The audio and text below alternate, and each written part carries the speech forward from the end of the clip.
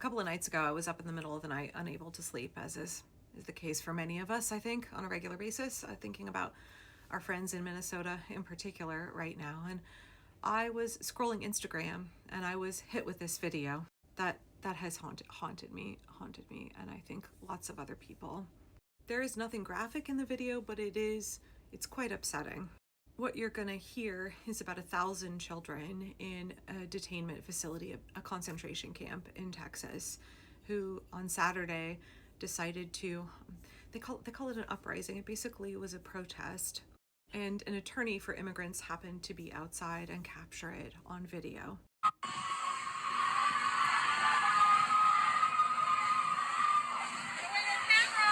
I'm outside. It doesn't say out here. And I've just been ordered to leave the premises. And she's yelling at me right now, so I'm gonna head back to my car and try and keep you abreast of the situation. That was attorney Eric Lee, who was showing up to try and meet with clients and happened to stumble upon 1,000 children screaming for liberty and to be set free. And of course, the guard didn't want him to film that, right? So she chased him off. ICE's abduction and detention of children is something they've been doing for a long time. Kids in cages, right? This is not new, but it has accelerated dramatically under Donald Trump and this weaponization and lawlessness of immigrations and customs enforcement. The Marshall Project, as of December of 2025, said that more than 3,800 children had been abducted by ICE and stuffed into detention facilities. They're concentration camps. Like, why are we still using euphemisms like detention facilities? If you get to the end of this video and you still think that detention facility is the correct term instead of concentration camp, then I'm happy to make more videos explaining in greater detail why these are concentration camps. Now, ICE's policy is that they don't take unaccompanied minors, and in fact, the law requires that unaccompanied minors who are inadvertently taken by DHS be released within 72 hours. But that's not been what's happening, and in fact, more than 1,300 children were held for more than 20 days, which exceeds the legal limit of how long children with families can be detained. We're seeing families that are held for months and months, children being held for months and months in concentration camps. And you might ask why? Why are they doing this? Of course, the cruelty is the point. Of course, Stephen Miller is running the show, and he is a white supremacist, literal Nazi who wants to commit an ethnic cleansing, right? The reign of terror is the goal for him. The cruelty is the point for him. He relishes the cruelty. He enjoys it. He gets off on it. And I'm sure Donald Trump does too. I'm sure Kristi Noem does. I'm sure she does. But as with everything the Trump regime does, there's another layer to it. So let me read this statement from the former head of policy at ICE under Joe Biden. His name is Scott Schuchart. He said, "You have that spike around 20 days where they're trying to hold people as much as possible. They want to be able to hold families indefinitely and remove them or pressure them to give up. They want to be able to hold families indefinitely." Good time to remind everybody that the Dilley, Texas detention facility concentration camp, where you heard those children screaming for freedom, that is run by a corporation named CoreCivic. And we've seen conflicting amounts on how much they get paid, somewhere between $165 a day and $445 a day, depending on what sources you look at. That's how much they get paid in our tax dollars to keep children detained, to keep them in cages, to keep them sleeping on the floor, or sometimes in bunks. My congresswoman said sometimes they're in bunks under little metal blankets and not given enough food, not given enough access to medical care. CoreCivic is making billions off of it. Ethnic cleansing is big business in the United States of America. Concentration camps are a lucrative venture for a number of corporations in the United States of America. I'm gonna get real mad. I'm trying not to get real mad. Okay, so let me show you one other clip of these children in Dilley, Texas.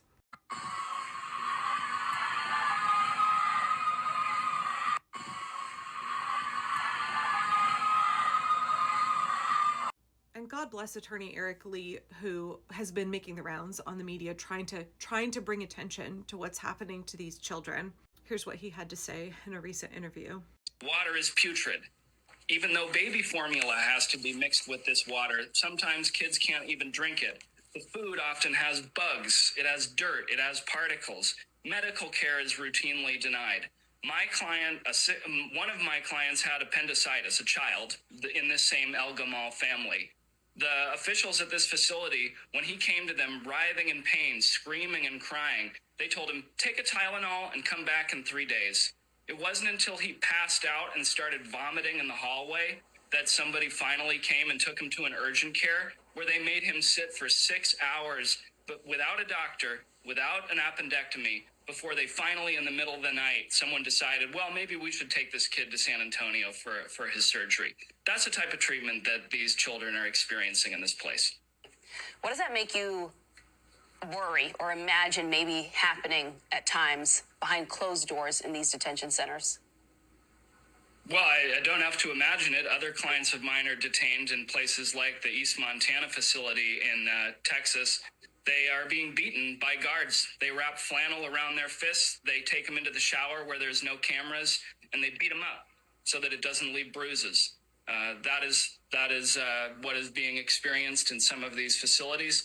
It's very difficult that was an adult, that particular story. But these children are routinely subject to verbal abuse, to racial abuse, to guards telling them if they try and complain. When somebody told me today, don't waste my oxygen. That's a line that the ICE officers say if you try to ask for a little bit more food, maybe a little bit more privacy, religious accommodations. So the Trump administration, they're professional liars.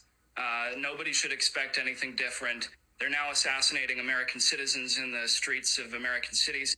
Last year, I think it was in April, I talked about how there were reports from immigration attorneys that families did not have enough water at this facility in Texas, that children were fighting over water in these concentration camps. This is really the final boss of capitalism. This is the future that Donald Trump and Elon Musk and all of these guys envision for the United States, where we are not human beings. Our suffering is just an opportunity for them to profit. It's just how can they make money off of us, giving us the most abysmal conditions to live under. If you don't think what they're doing to immigrants, to little children in detention is something they want to be able to do to all of you, wake the fuck up. I know that Americans don't seem to have white Americans especially don't seem to have a lot of compassion for brown kids, but history will judge us for having allowed this to take place at all. And the longer it continues, it just is. So many children are just being so incredibly traumatized, abused and traumatized. Yeah. And it's all like, for what? These families have done nothing wrong. These children have done nothing wrong. Over and over again, we see that these folks get released when our members of Congress can come in and create pressure because they haven't done anything wrong. And even if they weren't here on asylum, even if their family didn't have legal status, being undocumented in the United States is not a crime. It's not a crime. It's a civil penalty. And it doesn't mean that they can lock you up indefinitely and deny you due process. But the longer, they want to be able to lock you up indefinitely because that means more and more and more of our tax dollars go into the coffers of Geo Group and Core Civic. Because ethnic cleansing is big business in the United States. But you don't have to take my word for it. Listen to another attorney explain what's going on at the Dilley facility in Texas. Family residential center in Dilley, where families are being held. Your organization has sued the federal government, alleging inadequate food, medical care, education, and safety. What were the most striking examples you witnessed that illustrate those failures?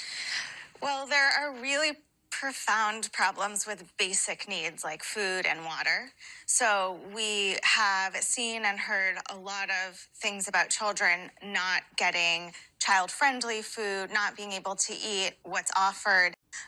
As you mentioned, people reported vegetables that were moldy or had worms in them. People have gotten sick following meals. I know that the detention of children of any kind is really harmful. And so what we see is that as kids are in these prolonged restrictive settings, they really begin to deteriorate. They have regressions in behavior.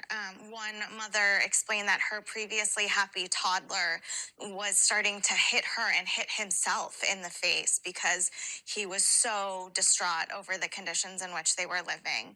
We've just seen otherwise really well-adjusted kids really devolve into concerning, just constant sadness, nightmares, crying every night. One teenage boy described to me, I mean, a big kid, he was maybe 16 or 17, that he cries every night when he goes to sleep in the detention center where he's held with his father. I really appreciated this attorney bringing up the fact that children being kept in concentration camps is really fucking bad for their mental health and their psychosocial emotional development. Like, it's just, it's disturbing to me that we have to remind people that children are not meant to be kept in concentration camps, and it has a negative effect on them, even if they're getting their basic needs met. And at this Dilley, Texas facility, and I assume facilities elsewhere, it's true for children and adult immigrants, they're not getting their basic needs met. They're not getting access to sufficient nutrition, sufficient healthy food that's not rotten and full of bugs. And they're likewise, we actually, as well, I should say, we heard that the food they're being served is not developmentally appropriate for very small children. It's not the kind of food that is safe and accessible for very small children to be consuming. And as Attorney Eric Lee said, children on formula, they're being forced to mix formula with dirty water. Don't get me started on how the number one cause of death for children around the world is diarrheal diseases that they get because they're forced to mix formula with dirty water. And that's what's happening in the United States of America. Children are being fed food that is unsafe for them to eat, food that's making them sick. So they're not getting their basic needs met. And it's not just food and water. It's not just the fact that these kids are having their psyches impacted in a way that we can't even begin to understand how traumatized these kids are. They're also not getting access to basic medical care at the same time. As Eric Lee said, one of his patients had appendicitis that went untreated. There have been multiple cases of children who have had medical emergencies, and the guards have been like, take Tylenol, fuck off, you're bothering me, right? And then those children end up in a medical crisis. One other deeply, deeply concerning thing that we've seen in this iteration is really concerning medical conditions. So children are not getting the medical care they need. A lot of people are coming in with dangerous chronic medical issues that are not treated or are incorrectly treated. For example, regular childhood illnesses become very dangerous in detention. So one child had an earache that turned into such a severe infection that she experienced hearing loss, and she really wasn't treated for a long period of time. And then when she finally was treated, the antibiotics they gave her were extremely strong and caused her a lot of distress. And so we see a lot of problems with just basic health, basic access to basic needs. This is not new. This is not new. Let's remember, we heard about tender age shelters during Donald Trump's first term. There have been kids in cages in the United States. We've been traumatizing immigrant children in this country for an awfully long time, but it has dramatically increased. Donald Trump is using the system that was there, DHS, Immigration and Customs Enforcement, in order to amplify, exaggerate, more effectively carry out an ethnic cleansing. He has weaponized a system that has been funded by our taxpayer dollars by every president and every Congress since 9/11. The system of oppression was already set up. Donald Trump and Stephen Miller have just weaponized it. They have just juiced it up. They've put it on steroids. So I don't really see how we can have a conversation about the suffering of children in concentration camps in the United States and not logically talk about defunding and dismantling or abolishing, whichever word you want to use. If abolish is a word that upsets you, my congresswoman said that word scares too many people. Fine, dismantle. We need to be talking about dismantling ICE and DHS as a whole. The entire system, it's rotten, right? There's no way to reform a system that is fundamentally built on exploitation, is fundamentally built on private corporations like Geo Group and CoreCivic making a profit off of human suffering. I don't know how you look at what's happening in Dilley, Texas, and you walk away thinking anything other than the federal government and these private businesses are setting up and running concentration camps for the sole purpose, the dual purpose, I should say, of enacting a white supremacist plan of committing an ethnic cleansing and then expanding that to everybody in the United States. Okay, I'm sorry, but like if you can't summon up enough empathy for these kids who are being held in a concentration camp in Texas screaming, "Set us free," then at least think of yourself. Understand that what is being done to these children, Stephen Miller wants to be able to do to you and your children. If you speak up against the government, if you dissent in any way, they want to stuff your whole family in a place like that. It is the first they came for poem. Like that. This is how fascist regimes work. If you don't care about the most vulnerable, then they're just going to keep moving on until they get to people that you care about. And then they get to you and your children. Please understand, this regime doesn't care about American citizens. They don't care about American kids. The Republicans showed us they have no qualms about starving Americans. After all, Trump and Mike Johnson, they were more than happy to cut off food stamp aid to America's poorest children and starve America's poorest children. They had no problem. Republicans gleefully cutting off Medicaid, basic medical care for the poorest children in this country, for disabled people in this country, for the elderly in this country. They had no qualms about doing that. So you think that they won't have any qualms about taking you and your kids and putting you in a concentration camp? After all, it's big business. If there's profit to be made, especially in a kleptocratic system, in a thievocracy system, where it's our taxpayer dollars, they're fucking us over, taking our taxpayer dollars instead of putting them into things like affordable housing or healthcare for everybody or FEMA or functional roads and a functional electric grid. Instead, no, funneling it into immigration and customs enforcement, including these corporations, Geo Group and Core Civic. Billions of dollars are going to them to run concentration camps. It's big fucking business. And the more they can bill the federal government for, then the richer they get. So they are incentivized to put more and more and more people. It starts with immigrants. It moves on very quickly to whatever group they want to target next. And it will very quickly become political dissidents. This is how fascist regimes operate. This is how fascism and capitalism work like this to deprive us of our liberty. It's not going to stop with little brown kids. It's not going to stop with little brown kids. So if you don't care about them, then care about yourself. Help them because you're worried about the fact, the reality of the situation, that they will do it to your family as soon as they possibly can. And I always try and end my videos with some kind of call to action or some way that we can feel empowered instead of just horrified, right? The solution here is to put huge amounts of pressure on all of your elected officials to dismantle ICE. Not just what Chuck Schumer is saying right now, like, oh, have them wear body cameras. No, the whole system is fucking rotten. It's rotten to the core. We're at a moment where the majority of Americans are opposed to ICE. The majority of Americans are openly talking about how we need to abolish ICE and DHS. Not just, okay, they can go around continuing to murder us and stuffing our neighbors and their children into concentration camps as long as they are no longer wearing face gaiters and they have like a body cam. And Republicans don't even want to make those concessions. They want this to continue. They want this to continue like this. Your elected officials don't have any problem with this continuing. It is up to us, the people, to build our collective power and to exercise that collective power to stop this. There really is no quick fix for those children or for us as a nation. It's going to take a lot of heavy lifting. We need everybody on board. We need all hands on deck. The way you can help those kids, yeah, pressure your electeds, but get trained in civil resistance techniques and get plugged in and start taking action. It takes mass participation, mass disruption of the system. And that takes time. And in the interim, those kids are sitting there screaming for us to set them free. So we have to get to work.